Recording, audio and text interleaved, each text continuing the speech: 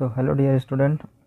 तो आज के क्लास में क्या स्टार्ट करेंगे, आइसोटोनिक सॉल्यूशन के बारे में सारे टॉपिक कवर किए थे, जिसको आप देख सकते हैं। जैसे कि आपका ये ऑस्मोटिक प्रेशर को मैंने डिस्कस किया था और उसका एप्लीकेशन, उसका डेरिवेशन, सब कुछ ये सब हो चुका है। तो लास्ट वीडियो का जो लिंक है वो डिस्क्रिप्शन में डला हुआ है, आप जाके वहाँ देख सकते हैं।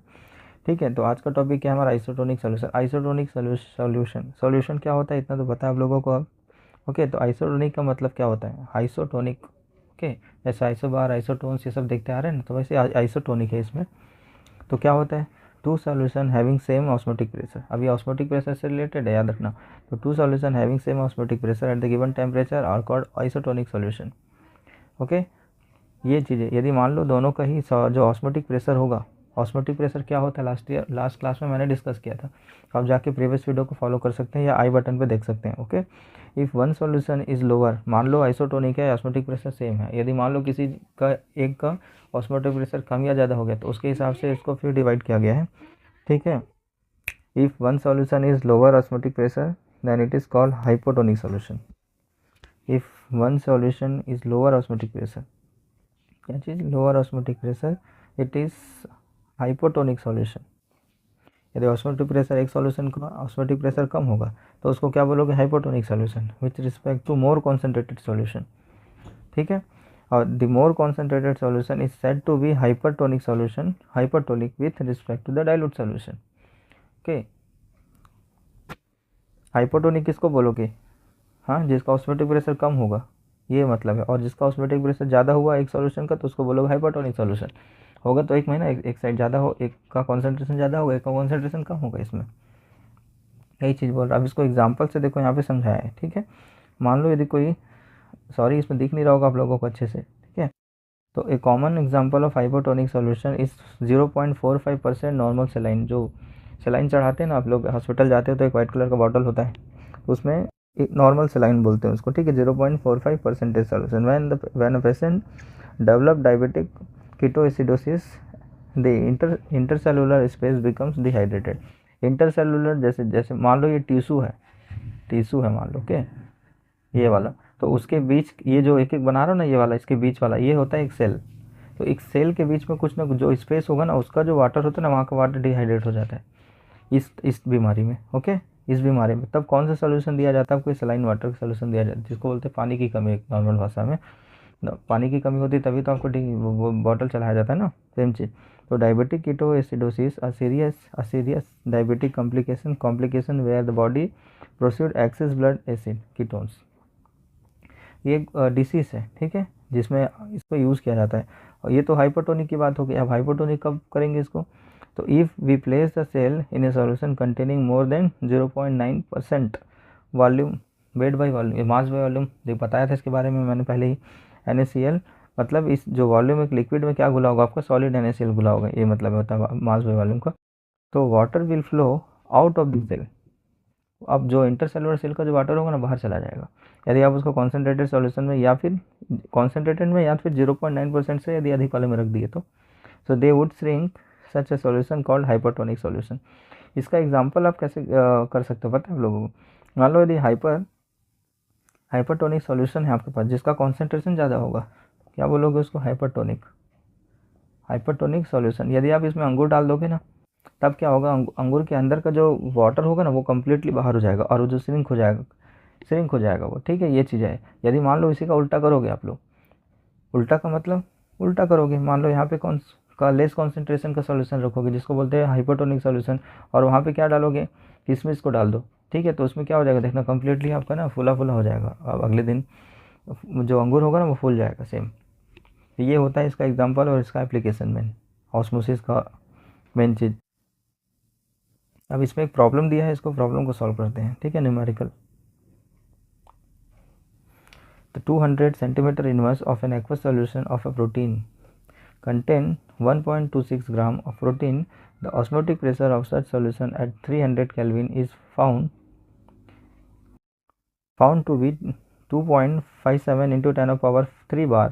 Calculate the molar mass of the protein. अब ऑलरेडी आपको मैंने फार्मूला बता चुका है, ठीक है, जब ऑस्मोटिक प्रेशर हम लोग निकाल रहे थे। तो अब इसमें जो जो पार्ट गिवन होगा ना उसको तो सबसे पहले लिख लिया करो। इसका मतलब क्या होगा, यूनिट से समझ जाओगे कि वॉल्यूम के बारे में बात कर रही है, वॉल्यूम के बारे में बात कर रहे हैं। तो ऑस्मोटिक प्रेशर क्या होता है, पाई होता है। तो सबसे पहले तो फॉर्मूला याद होना चाहिए, तभी होगा आपका बाकी चीज़ें। तो पाई कितना हो जाएगा आपका, मतलब पाई मतलब क्या होगा, प्रेशर ही होगा इसमें। तो प्रेशर बार यूनिट से आप पहचान सकते हो कि क्या दिया है क्या नहीं दिया है, ठीक है। या इसकी जगह एटीएम दिया होगा या फिर बार दिया है तो बार लिखो इसमें, 2.57 इंटू 10⁻³ बार। वी मतलब वॉल्यूम, सेंटीमीटर इनवर्स है, तो इसको लीटर में चेंज करोगे तो कितना आ जाएगा, 0.0200 लीटर। टी का मतलब टेम्परेचर होता है केल्विन में, आर का वैल्यू दिया होगा तो ठीक है, नहीं तो याद रखना पड़ेगा क्योंकि गैस कांस्टेंट होता है। इसका मतलब 0.0383 लीटर बार पर मोल पर केल्विन। और डब्ल्यू तो दिया ही हुआ है, देखो यहाँ पे 1.26 ग्राम ऑफ प्रोटीन, प्रोटीन का भार दिया हुआ है, यहाँ पे वेट दिया हुआ है, ठीक है। अब ये फार्मूला बताया था उसमें पुट करो, तो आपको प्रोटीन का मॉलिक्यूलर मास निकालना है, ठीक है। तो ये मॉलिक्यूलर मास निकालने का फॉर्मूला जनरेट किए थे हम लोग लास्ट क्लास में, m2 = W2 इंटू RT/5/V। तो सबका वैल्यू रखते जाओ यहाँ पे अब, ये वाला, ठीक है। और ये 300 केल्विन, बाकी इधर हो गया, बाकी 200 लीटर हो गया। अब सब निकालोगे तो कैलकुलेट करोगे तो 22 ग्राम पर मोल ही आ जाएगा आपका आंसर। तो इस टाइप का आपको पूछा जाएगा कभी भी, जेई लेवल पे भी इस टाइप का क्वेश्चन पूछा जा रहा है, याद रखना। तो आपको सॉल्व करना आना चाहिए ये सब। और ये जब भी सॉल्व करोगे आप लोग कोशिश करना कि विदाउट कैलकुलेटर करना, ओके। तो आपको प्रैक्टिस होगा कैलकुलेशन का, बहुत जल्दी आपको कैलकुलेशन करना पड़ेगा, ओके। अलाउ नहीं होते हैं क्योंकि कैलकुलेटर, तो प्रैक्टिस करने से ही सब होगा। अब नेक्स्ट टॉपिक देख लेते हैं इसी में, रिवर्स ऑस्मोसिस। ऑस्मोसिस पढ़ा चुका हूँ आप लोगों को, ठीक है। पूरा ऑस्मोसिस का ही टॉपिक है ये, जो चौथे में पढ़ रहे थे ना हम लोग। तो ऑस्मोसिस हो गया, osmotic and osmosis and osmotic pressure. उसके बाद फिर आइसोटोनिक सॉल्यूशन देख लिया। फिर आइसोटोनिक सॉल्यूशन के बाद दो टाइप के हो गए, हाइपोटोनिक, हाइपरटोनिक, ये दोनों चीज़ें, ओके। और उसका एक न्यूमेरिकल हो गया। अब देखोगे रिवर्स ऑस्मोसिस, ये भी रिवर्स ऑस्मोसिस का ही पार्ट है, ये भी इंपॉर्टेंट है एग्जाम पॉइंट ऑफ व्यू से, okay. Be careful. So if a pressure higher than this osmotic pressure is applied, if a pressure higher than osmotic pressure is applied on solution and the solvent will flow from solution into pure solvent। अब ये just उल्टा हो जाता है, ठीक है ना, याद रखना। मतलब पहले क्या कर रहे थे हम लोग, प्योर सॉल्वेंट से सॉल्यूशन की ओर फ्लो हो रहा था, नॉर्मल जो आपका ऑस्मोसिस होता है उसमें यही हो रहा था ना, सेम चीज़। अभी इसमें उल्टा होता है जस्ट ये चीज़। तो solution into the pure solvent through the SPM मतलब semi permeable membrane. Last time बताया था क्या होता है सेमी परमिएबल मेम्ब्रेन, अंडे का छिलके का एग्जांपल बताया था इसमें।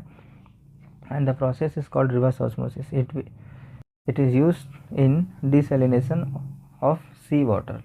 मतलब जितने भी डिसैलिनेशन का मतलब क्या होता है, जो सेलाइन वाटर होता है ना, सेलाइन पार्ट या सॉल्ट, उसको डिसैलिनेशन का मतलब क्या हुआ, उस सैलिनेट करने के लिए, डिसैलिनेट करने के लिए, मतलब जो सॉल्टी वाटर है ना वो साल्ट को हटाने के लिए इसको यूज़ किया जाता है, ठीक है। ये मतलब होता है इस प्रोसेस का। तो नॉर्मल इसमें देखो डायग्राम दिया हुआ है, तो ये पिस्टन लगा है यहाँ पे, ये इसका कंटेनर है, बीच में SPM मेम्ब्रेन है, यहाँ पे सॉल्ट वाटर है, यहाँ पे फ्रेश वाटर है, ओके। तब क्या होता है, अब देखो जैसे बताया मैंने अभी, इसमें सॉल्यूशन से किसकी ओर जाता है, प्योर सॉल्वेंट की ओर। अब ये प्योर सॉल्वेंट हो गया आपका फ्रेश वाटर। तो जहाँ यहाँ पे पाई और प्लस और क्या लगेगा आपका, यहाँ पे यदि मान लो जो प्रेशर होगा, जो आप प्रेशर दे रहे हो, ठीक है, वो प्रेशर किससे ज़्यादा होना चाहिए, ऑस्मोटिक प्रेशर से ज़्यादा होना चाहिए, बस यही इसका कंडीशन है इसमें। तो आपका रिवर्स ऑस्मोसिस चालू हो जाएगा। तो आप जो एक्सटर्नल प्रेशर दे रहे हो वो ऑस्मोटिक प्रेशर से ज़्यादा होना चाहिए। तब क्या हो जाएगा, यहाँ का जो पार्टिकल होगा ना वो इधर की ओर मूव करने लगेगा, इधर पूरा फ्रेश वाटर, मतलब जो सॉल्टी वाटर है ना वो इधर की ओर जाने लगेगा और फ्रेश वाटर में चेंज हो जाएगा वो। मतलब जितना भी सॉल्ट होगा यहाँ पे वो यहाँ पे जम जाएगा एक्चुअली में, इस पार नहीं जा पाएगा, तो इसके थ्रू इधर जाएगा, बाकी आप फ्रेश वाटर इसको आउटलेट से डिपॉजिट कर लो या जमा कर लो कहीं पे भी। तो ये है सलाइन वाटर को फ्रेश वाटर में कन्वर्ट करने का मेथड, समझो, ठीक है। ये प्रोसेस स्लो ही होगा, हालांकि इतना ज़्यादा जल्दी नहीं होगा, फिगर जैसे बताया था मैंने। अब नेक्स्ट टॉपिक है आपका, आज लास्ट है इसका सॉल्यूशन का, तो आज इसको ख़त्म कर ही देते हैं। एबनॉर्मल मॉलिक्यूलर मासेस, एक टॉपिक ये भी है जो आपका बहुत इंपॉर्टेंट होता है, इसमें वांट ऑफ फैक्टर, ठीक है। अब एबनॉर्मल मॉलिक्यूलर मास नाम से ही समझ रहे हो आप लोग, एबनॉर्मल बोल रहे तो, ठीक है। फॉर सब्सटेंस अंडरगोइंग, कोई भी सब्सटेंस जो भी होगा किसका क्या होगा, एसोसिएशन एंड डिसोसिएशन। एसोसिएशन का मतलब होता है यदि कोई मॉलिक्यूल जुड़ रहा है आपस में, ठीक है, और यदि कोई मॉलिक्यूल टूट रहा है मान लो, तो उसको बोलते हैं डिसोसिएशन इन सॉल्यूशन में। And the molecular mass determined by studying any of the colligative property is different than the theoretical expected value and the substance is said to show the abnormal molecular masses। ठीक है, तो इसमें association and dissociation के हिसाब से इसमें क्या किया जाता है। यदि मान लो एसोसिएट होगा तो आप उसको किसी भी कॉलिगेटिव प्रॉपर्टी से आप इसको निकाल सकते हो। 4 टाइप का देख रहे हैं हम लोग, ठीक है, 4 टाइप को देखें ना, लोअरिंग ऑफ वेपर प्रेशर, फिर boiling point, elevation of boiling point, depression of freezing point, then an osmotic pressure, तो उसमें आप इससे निकाल सकते हो इसमें, ठीक है, कि कितना एबनॉर्मल है इसमें, मॉलिकुलर मास बहुत ज़्यादा हो गया। मान लो एसोसिएशन होगा तो एबनॉर्मल मॉलिकुलर मास इसका बढ़ेगा। एबनॉर्मल मतलब नॉर्मल से ये ज़्यादा ही इसका मॉलिकुलर मास हो जाता है, ये मतलब होगा। डिसोसिएशन का मतलब जितना होना चाहिए उससे कम हो जाता है, ये चीज़ होता है इसका। तो उसके लिए कुछ फार्मूला दिया है, किसने, वांटॉफ ने। वांटॉफ साइंटिस्ट का नाम है। तो वांटॉफ बहुत इंपॉर्टेंट टॉपिक है जिसके बेस पे नोट्स पूछा जाता है आपको, ओके। और इसको फार्मूला भी याद रखना। Van't Hoff factor is very IMP, okay. Van't Hoff factor it is denoted by small i and the ratio of experiment value of the colligative property to the calculated value of the colligative property, मतलब expected value and experiment values का ही इसमें दिखाया गया है। तो इसका formula क्या होगा, I is equal to observed value of the colligative property और दिया experiment value, calculated value of the colligative property. और इसको दूसरे फॉर्म में लिखा है कैलकुलेटेड मॉलिकुलर मास बोलो या तो ऑब्जर्व मॉलिकुलर मास बोलो, mc/mw, ठीक है। या और क्या बोल सकते हैं, और कैसे इसको रिप्रेजेंट कर सकते हो, total mass of total number of moles of particle after association और डिसोसिएशन, ठीक है, divided by number of moles of particles before association and dissociation. Association होगा तो एसोसिएशन लिखना, डिसोसिएशन होगा तो डिसोसिएशन लिखना। और ये इसको याद रखना हमेशा, जो आपका वांट ऑफ फैक्टर होता है, एसोसिएशन होगा तो ग्रेटर देन 1 होगा इसका वैल्यू, सॉरी आई का वैल्यू वांट ऑफ का जो फैक्टर होगा वो लेस देन 1 होगा, डिसोसिएशन में 1, ठीक है, ग्रेटर देन आई होता है, ये ग्रेटर देन 1 होता है, सॉरी। अब इससे रिलेटेड ना कुछ मॉडिफाइड फार्मूला है जो आपको कंपटीशन में या फिर एग्जाम पॉइंट ऑफ व्यू से इंपॉर्टेंट है, ओके, जो खाली याद रखना है आप लोगों को, इसमें ज़्यादा कुछ डेरिवेशन ये सब नहीं करना आप लोगों को इसमें। तो ये है इसका मॉडिफाइड फार्मूला, ओके। तो modified equation for colligative property, तो इसको कहाँ से देखे थे हम लोगों ने, राउट्स लॉ में देखा है, ठीक है। तो P1 not minus P1 divided by P01 is equal to i, ये इसमें ऐड किया है और कुछ नहीं है। N2/N1 तो पहले ही था। अब बॉइलिंग पॉइंट देखो, इसमें बॉइलिंग जितने भी कॉलिगेटिव प्रॉपर्टी थे ना उसी को इसमें मॉडिफाइड कर रहा है, किसके साथ रिलेट कर रहा है, वांट ऑफ फैक्टर के साथ, ठीक है। तो डेल टी भी क्या हो जाएगा आपका, change in temperature, boiling temperature boiling point में, तो I इंटू KB/m होता है। तो वहाँ पे जो फार्मूला देखे थे तो कैसा था, KB/m, यही था ना, कहते ये वाला इज इक्वल टू KB/m, यही फार्मूला था। इसकी जगह क्या कर दिया, I को रखा हुआ है यहाँ पे। बाकी सेम चीज़ इसमें भी यही है तो इसमें भी यही होगा। बाकी ऑस्मोटिक प्रेशर वाले में देखो I को ऐड किया है इसमें, सेम चीज़, ये मॉडिफाइड है। अब relation between the want of factor and change of dissociation में क्या है इसका रिलेशन निकलेगा, ये भी फार्मूला याद रखना, MCQ में पूछा जाता है इसको। तो alpha is equal to I-1 divided by 1 - 1 होता है, याद रखना, ठीक है। और वांट ऑफ फैक्टर एसोसिएशन के लिए क्या होगा, alpha is equal to 1 - I divided by 1/1 - 1/n, ये फार्मूला को याद रखना, ये MCQ में पूछा जाता है। तो यहाँ पे आपका जो सॉल्यूशन का जो चैप्टर है वो ख़त्म होता है, ओके, ये वाला।